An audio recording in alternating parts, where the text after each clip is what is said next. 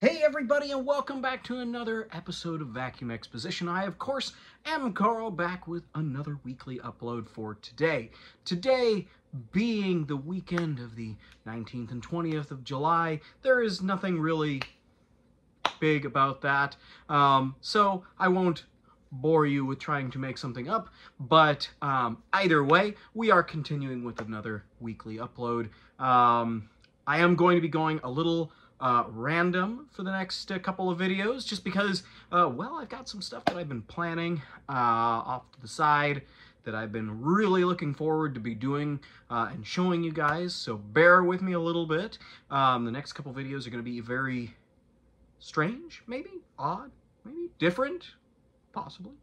But I am working really hard, especially the 1-2 videos after this one is going to be probably one of the most, I guess, most effort that I put into a video for a very long time.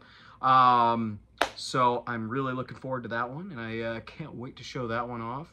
Like I said, that one's going to be pretty different than my normal weekly upload. So bear with me. I am coming up with new stuff all the time. My tastes always change. Sometimes I just get random ideas, and I gotta do it somehow. For those that have been requesting machines, yes, I am getting to them. I spent a lot of time this weekend working in my storage units, trying to get them more accessible and more functional so that I can just kind of walk in there and grab whatever I want.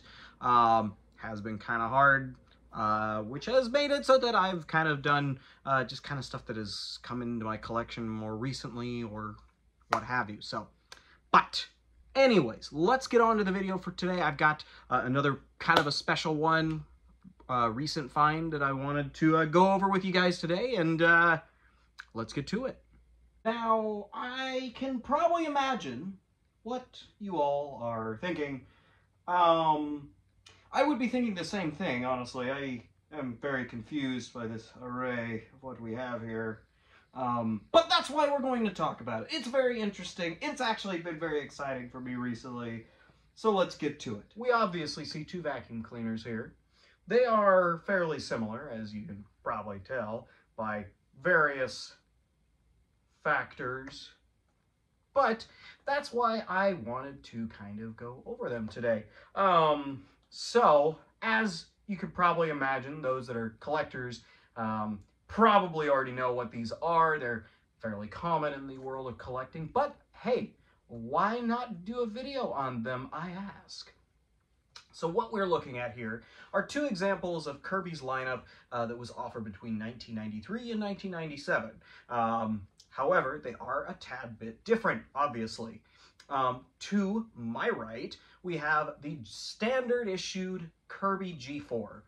This one actually being dated 1993, being one of the early examples, versus mine to the left, which is a 1995 Kirby G4 80th Anniversary Edition.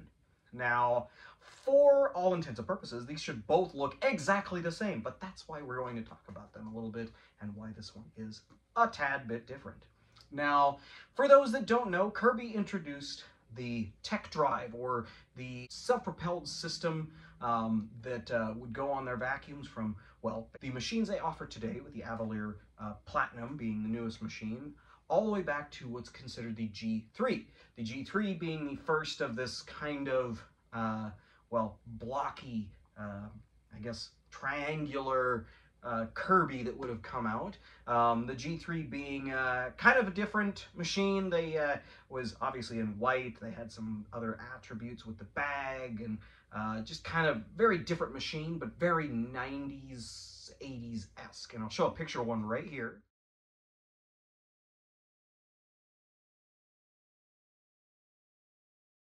As you can see, they're very similar to what we're looking at here with the G4s. The G4s would have been the second iteration of the tech drive Kirbys. These, of course, were still very heavy machines, so you really did need a self-propelled mechanism in order to push them across the floor. You can still push them across without it, but I mean, if given the option, this makes it so much easier. You can almost do it with one finger, which is why I absolutely adore this particular series. They are not the favorite of a lot of people, the G4 in particular. The G4 was known kind of as a more boring machine by a lot of collectors that I've talked to. The coloring was just not really, it didn't grip you as much as certain other ones. G3 being a stark white with red and gray accents, and then the following machine, which would have been obviously the polished aluminum, but also that one was kind of a maroon, kind of a wine red color, and then so on would be more gripping machines. But the G4 was just kind of boring in some ways.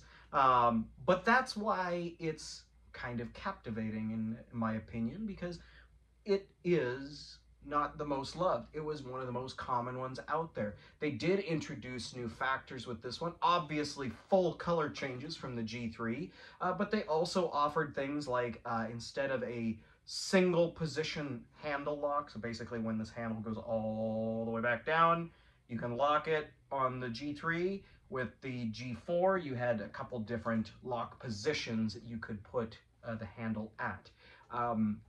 Part of me thinks that maybe some of that is for if you have like little kids that want to vacuum. Don't know. It basically puts that handle like back at an angle, and I'll just show right here. As you can see, the handle goes all the way up, all the way down. Well, with the G4, you could lock that handle so that it wouldn't go all the way down. It would just kind of, you could rock it up. Might make it easier for, I don't know, the assorted kids to do vacuuming without, having to lift up or anything like that. But that was a new introduction of on this particular machine. But that's not why I wanted to bring it up today. Now, the G4 was actually a very important machine for me. It was my very first G series upright.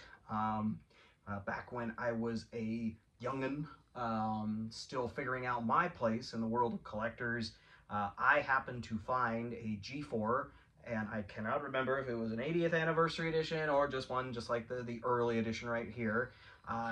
Couldn't tell you which one it was, but I found it in the basement of the school that my mom was teaching in. So she said that I could have it. I brought it home, and I had it for many, many years until I needed to sell a bunch of things off at one point when I was in between going to college and whatnot. So that G4 was probably at its highest price value point, and sold it to, well, I think pay bills of some sort. So these are what I have replaced it with currently.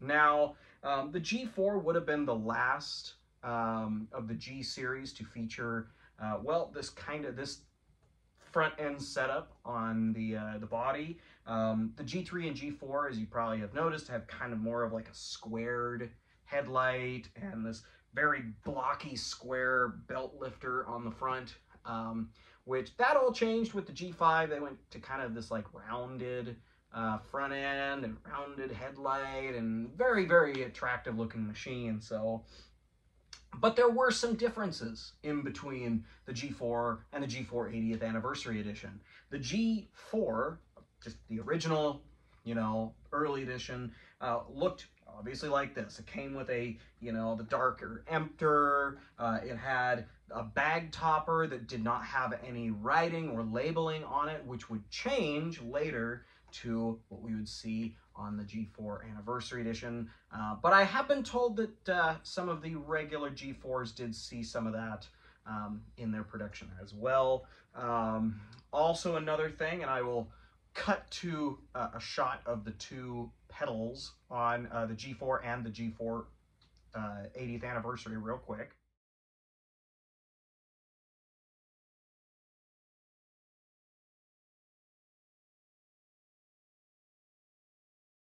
as you can see on the regular G4, they actually use decals on the foot pedals for the height adjustments, which Kirby was known for.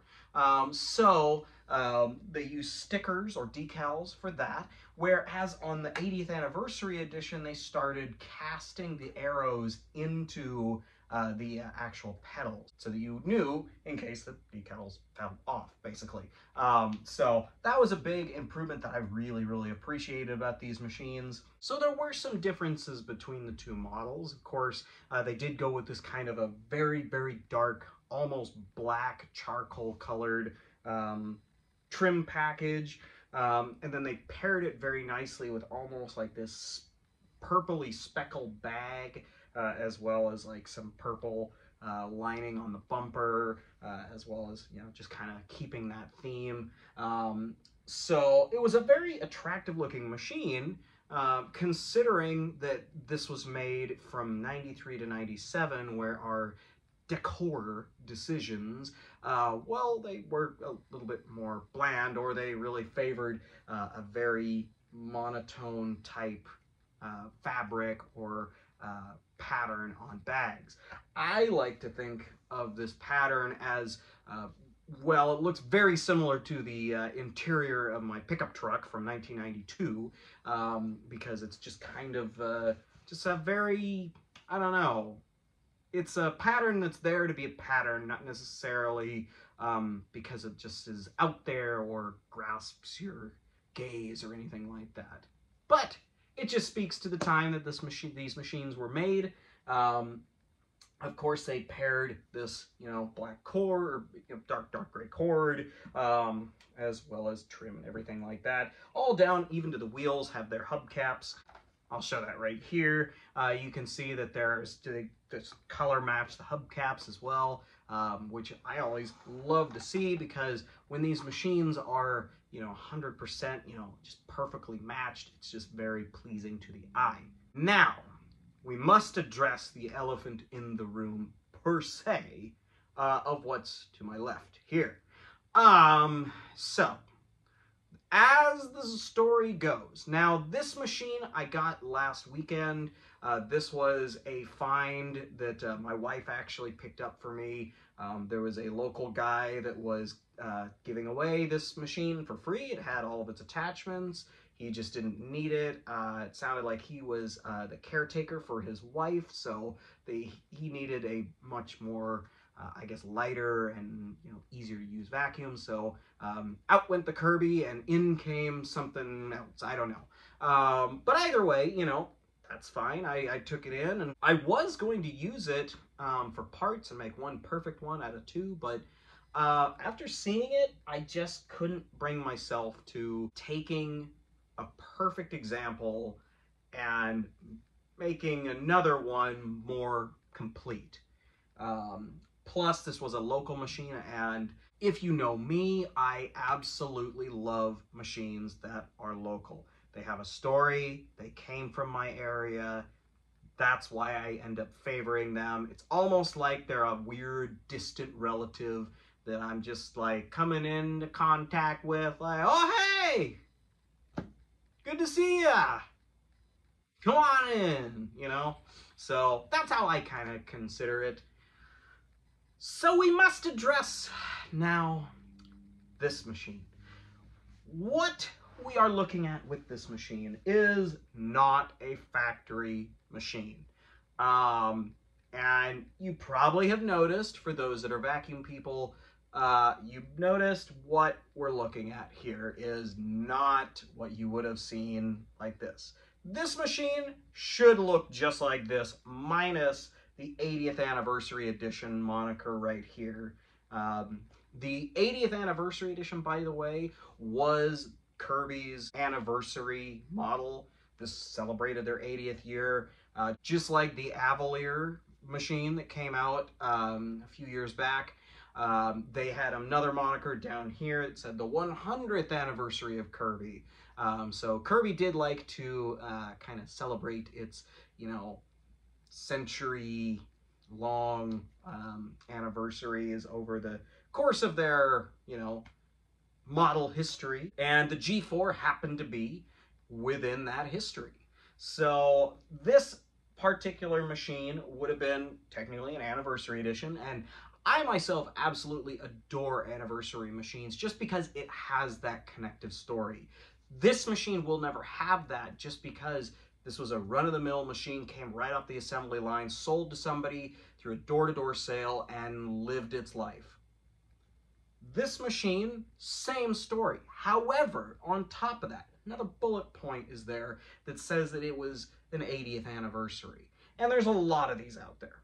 Like, this is not rare in any way, shape, or form, but it's still cool. It's something to talk about. And I love it when I have something to talk about when it comes to one of these things. So, that's how this machine started life, but it ended up getting a facelift, if you could call that. My good friend Jared down in Oregon, he was about to scrap it, and he had sent me, I think he and I were exchanging messages about it or something, and I said, well, hey, if it's an 80th anniversary edition, I'll take it. And you know, it happened to be one that he was getting rid of, and nobody was interested in it, so he ended up taking it apart and was throwing some parts of it away. So unfortunately, though, by the time I had gotten to it, it was just the bag, an emptor, the main body unit, and basically the metal part of the handle. So this piece right here. So that's all we had of that machine to start it off with. So I thought, you know, I'm just gonna get some more parts. I'm gonna get another cord, and you know, I'm gonna do all that kind of stuff, and I'll make this thing back to looking like this thing, basically. And I'd have a perfect 80th anniversary edition. Plans changed, obviously, and now it has some gray parts. And those gray parts is why I call it what it is. This is what I consider to be the ultimate G4. The ultimate G4 is just that. So I love to go explore when people throw away stuff at my apartment dumpster. Specifically, I like to look for vacuum cleaners because a lot of times people just throw them away and they don't really, you know, care. So I always keep my eyes open because you never know, you might find something that's worth it. I happened to be there when it was a day that was worth it. And I ended up getting ready to throw a sack in the dumpster, and there was a Kirby Ultimate G just sitting there staring at me in the dumpster. It was missing a headlight lens, and it was missing, I think, a hubcap on the back, and it was in pretty sad shape. The bag was about as hard as a bag of cement because it was that full. So I grabbed my little wagon that I take with me, and I threw it in the back of the wagon and took it home. Figured I would cannibalize some parts off of it for another project. I found a Centria 1 down there as well, and I figured, oh, I'll just use some parts off of it and slap it together. But the Centria 1 obviously is a different color gray than the gray of the Ultimate G, for those that know. So I was kind of torn. Like, what do I do with this clapped out Ultimate G and the remnants of a 80th anniversary G4? So I figured, you know, let's think about this and let's start positioning things. And I got to putting the pieces that I needed from the Ultimate G on this, and it started to come together really, really nicely. Unfortunately, at some point, there was a big crack in the original G4 emptor that would have originally come on this machine. So I thankfully had the one from the Ultimate G, matched it up, used the Kirby factory zip tie to get the bag all secured. So that all ended up working out. There was nothing wrong with the front hubcaps, but I figured, why not? We've got two matching ones on the Ultimate G. Let's just harlequin this up in different colors. Of course, I needed a cord because the one on the G4 had been cut previous, so that was where that ended up. And then I needed a upper handle and the rear handle piece in order to get you know, the cord hooks and all that kind of stuff. So I put it all together and I thought, wow, this thing actually kind of looks good. Like the colors like kind of match, you know, it's all, in a way, it's kind of feng shui, you know? There's like this equal balance of coloring on this machine that just make it kind of visually appealing in a way. So after I finished it, I was just thinking, I was like, you know, maybe I'll find a G4 80th anniversary edition someday and I will make this one 100% complete. Or maybe I'll, you know, get the parts somehow and I'll have a perfect G4 80th anniversary. But until then, until I really do secure another one, I don't know when that'll be. I really am in no rush to acquire another one because these things are huge, heavy beasts. So either way, I love the Ultimate G4. It is, you know, like I said, visually appealing. It does do a phenomenal job on the carpet.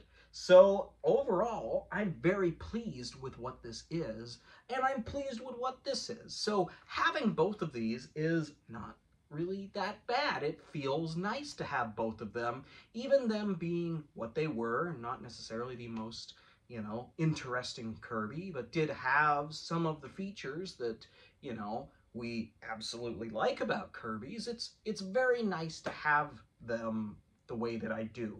So either way, they do have a good spot in my little collection that I have. They're both sticking around for now, but maybe someday this one will end up for sale. I don't know yet. It is, of course, another local-ish machine with, you know, parts from a friend of mine and parts from a machine I found in my apartment. So it is definitely an interesting machine and a kind of an interesting story to tell.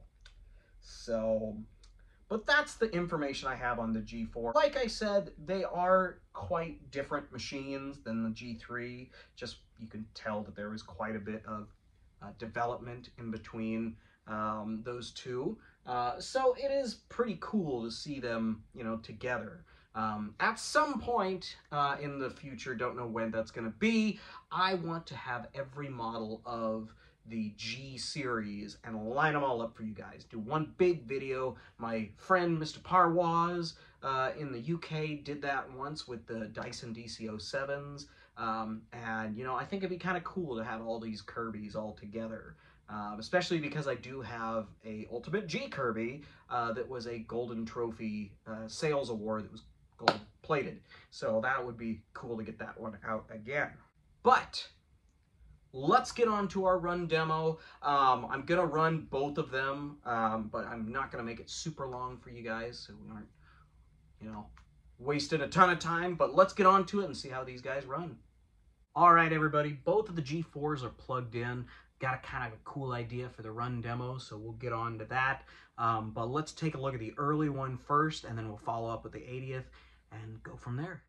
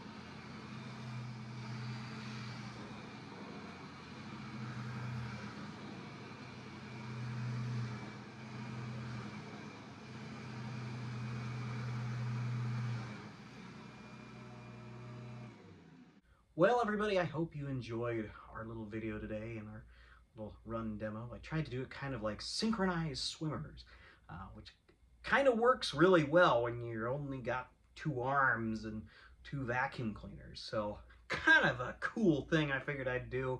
Probably isn't that cool, but hey, you know what? You gotta try out different ideas all the time. So, but this is a very cool pair of machines. Of course, like I said, 93 to 97, Kirby was still pumping out these big, heavy machines that could do a pretty good job and, you know, had as many attachments as you could throw at a machine, really. You know, different blowers and polishers and, you know, all the extension wands and everything you could want to do, well, anything. So I'm really proud to have these 2 in my collection now. This one, more so of a daily driver. I do apologize that I didn't have a headlight in this one. Unfortunately, I just didn't have a bulb. Those Kirby bulbs, well, I just need to get more of them. I just, you know, you put them in different ones. G-series Kirbys have been kind of what I've, well, during COVID, I sold the most of just because they were so easy to sell. People wanted big self-propelled Kirbys during COVID for cleaning. So I sold a lot of them, had a lot of extra parts, but you know, a lot of those extra parts are gone. But that's okay. That's okay. Because that means that I can get back into all of this, find the parts I need, you know, just enjoy these machines rather than, well, just kind of fire them right back out to people that, you know, for a profit. So really happy to be able to indulge myself in these machines, as the old G-series are, well, they're getting harder to find. And when I was starting as a collector, before I found my first G4, I remember going into, you know, Sewing and Vacuum, and seeing a newer Kirby G4 that was sitting on the floor ready for sale. This was probably the early 2000s, I think. So, you know, to have what I saw as basically like the epitome of opulence, having such a big, expensive vacuum cleaner like this, and, you know, it kind of makes me feel like I've gone full circle in a way. And, you know, I know a lot of people have felt the same about these old Kirbys. You know, they were so expensive at one point, but now they're becoming more obtainable for those that don't have that kind of money to spend on a vacuum cleaner. So I will leave you guys with that little sentiment. This has been a fun video to do, and I have been wanting to make a video like this for quite some time on these machines, probably for the last few weeks, even before I got this one. So I'm super happy I was able to share them with you guys today. Like I said, I've got a lot of random videos coming up.